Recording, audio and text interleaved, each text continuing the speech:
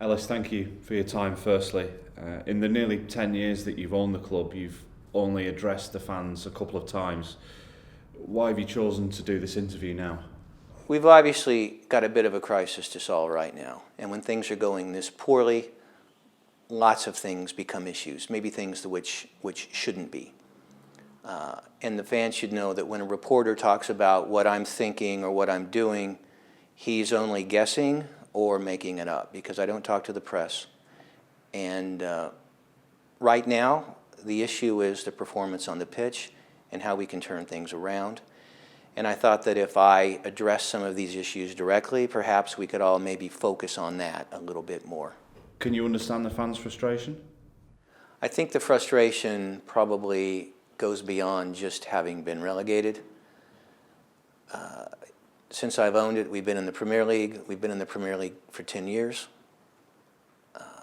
And although we weren't always there in the greatest style, I, as a fan, always felt like we were fighting. Last season, the way we got relegated was particularly frustrating because as a fan, I didn't really feel like we had that fight. Getting relegated in last place was particularly galling,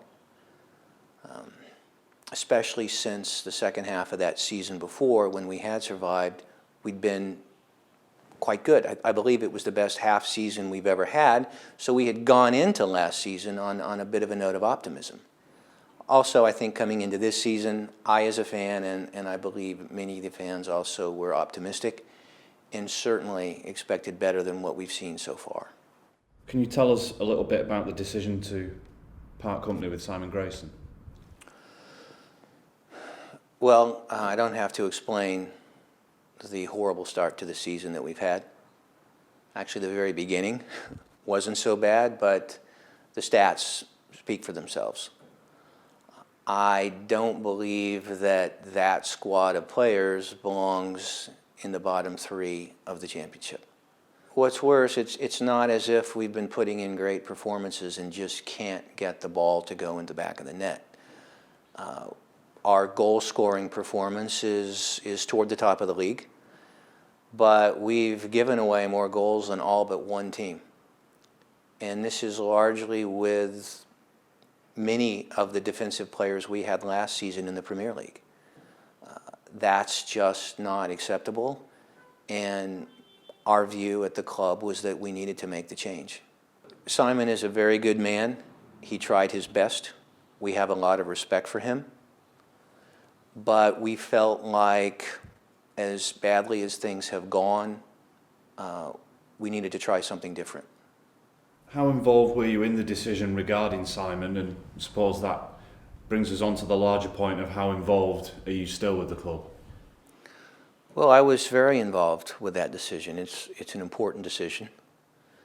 And I talked with Martin about it probably daily as things begin to get bad. I know it's been in the press that I don't care anymore and I'm not involved, but that's simply not true. That's reporters guessing or making something up. I'm as involved as I've ever been. It is true I'm not physically at as many games, which is really a function of me being more involved in my business life and my family spending more time in the U.S. But I'm watching, I'm paying attention, and to answer the question that you sing at me during mainly the really bad games, yes, I'm watching. Also, I'm involved financially. I put a significant amount of new capital into the club this summer.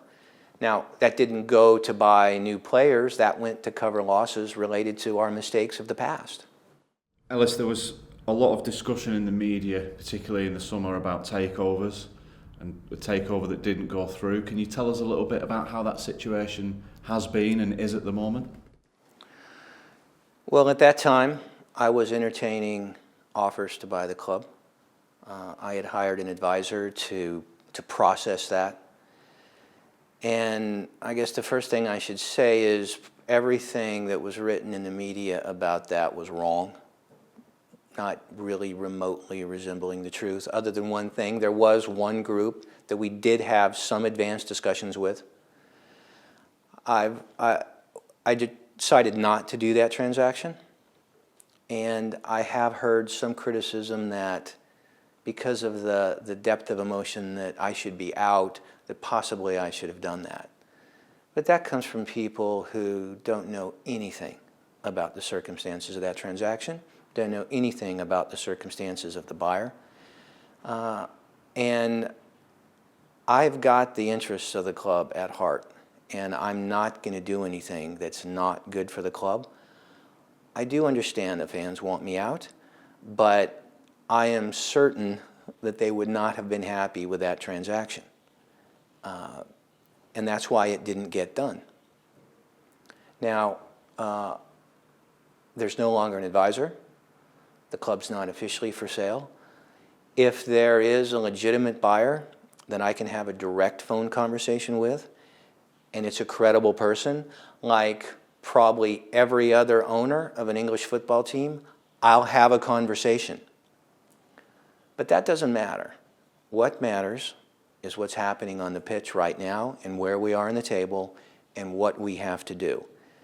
So I may or may not sell that club at some point in the future. That's completely beyond my control. Well, not completely, mostly beyond my control.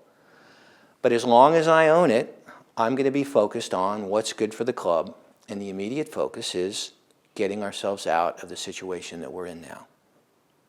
Usually the short-term situation in terms of the league table is the immediate priority, but what are your goals beyond that? Well, as you say, the first order of business is to get ourselves out of this problem, improve our performances, and move up the table. After that, we need to continue to get stronger and get back into the Premier League as quickly as we can. This club, the size that it is, the fan base that it has, belongs in the Premier League. And that's where we want to be.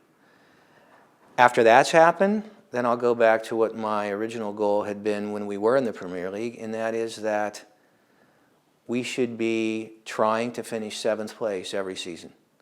There are 6 clubs with revenue much higher than ours as a function of better sponsorship, much higher ticket prices, higher attendances. But we should be fighting for that 7th spot. In a good season, maybe 6th or 5th. A bad season, 10th or 12th. Certainly not the kind of performance we experienced those last 10 years in the Premier League, but that should be our long-term goal. And to make that happen, I think the most important thing is that going forward, we don't repeat all the mistakes we made in the past of paying a lot of money for players which didn't get us to where we wanted to be. Just finally, Ellis, is there anything else you'd like to say to the fans? Well, once again, I'm a fan. I know how the fans feel. I know why they're not happy. It would be great if there's something I could say that would make everything better, but the reality is it's not going to be better till we do better on the pitch. That's the important thing. And although I understand the frustration, I hope that all of us can focus on that.